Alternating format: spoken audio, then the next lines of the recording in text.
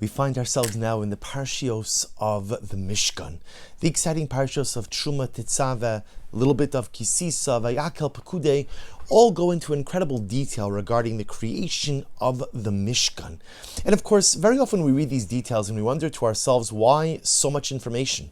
Why do I have to know about every cubit? Why do I have to know about every single utensil? And the great Hasidic masters explain, because in the details of building the Mishkan, HaKadosh Baruch Hu is also giving us the necessary details to build our lives, to build the Mikdash Ma'at, the miniature temple, which resides within each of us. And in one of the opening psukim of last week's parasha, Parashas Truma, the Torah says, HaKadosh Baruch Hu commands Moshe, V'yikchu li truma, take from me a truma. Truma literally means a donation. Me'es kol ish asher yidvenu libo, Tikhues Trumasi. Very interesting. Hashem says to Moshe, I want you to collect, but I want you to collect only from people, Me'is kolish, from every person, Asher Yidvenu Libo, an individual whose heart propels him to give. So it appears on the most basic level what Hashem was telling Moshe, and Rashi already picks up on this idea, that sometimes when people give, we give out of compulsion. I give because I feel I have to give, or maybe I feel guilty to give, or maybe because there's positive peer pressure to give.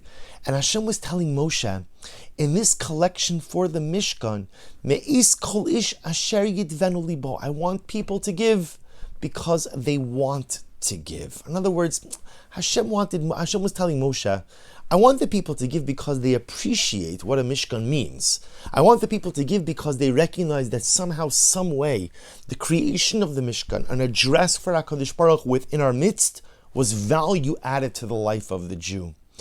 But the Hasidic masters, the Baal Shem Tov and his disciples, highlight an incredible idea. They ask an interesting question. What happens if there was a Jew who didn't have money? You know, we assume that everyone, now we assume, the Torah tells us, every person left Egypt with an incredible amount of riches. It's possible that maybe there was one person who didn't have, or maybe there was one person who lost his wealth. Maybe he made a bet, he gambled it away, whatever might have happened. What happens if there was someone within the midst of the Jewish nation who did not have money? He didn't have gold or silver or copper. He didn't have precious or fine materials. How would he contribute to the Mishkan? And the Baal Shem Tov HaKadosh says something so beautiful.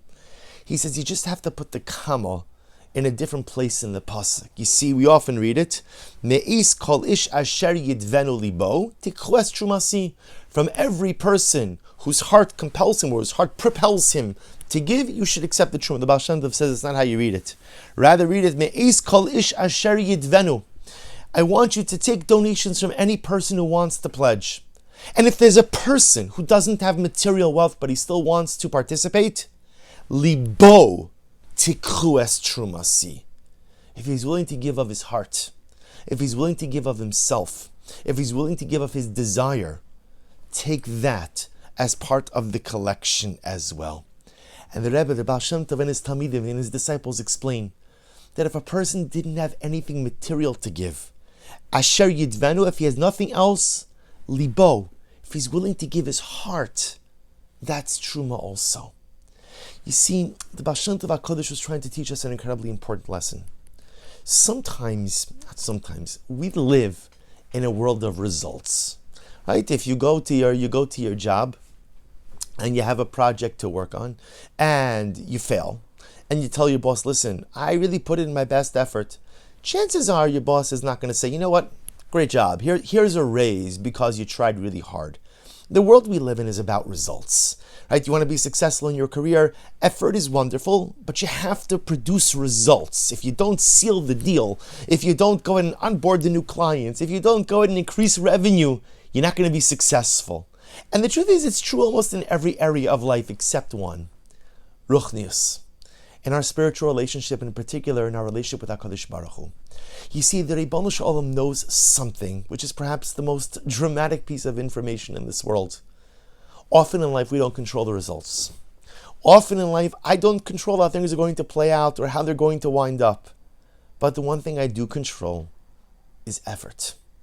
The one thing I do control is how much heart I put into any particular life endeavor. The one thing I do control is how much effort I expend in order to allow any dream, goal, or aspiration to materialize.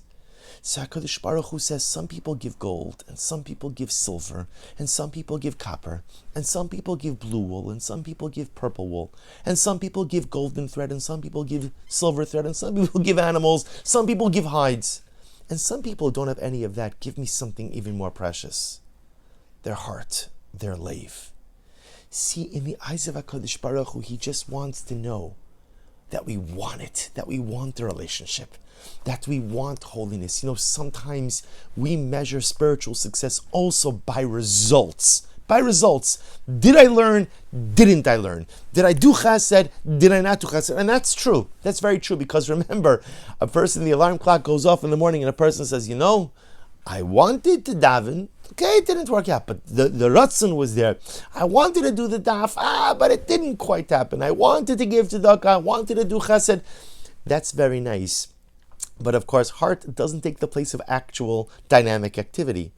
But sometimes when dynamic activity is not possible, for whatever the reason, we sometimes think that that's it. If I can't engage in the action, I can't engage in the activity, there's nothing for me to contribute, there's nothing for me to do.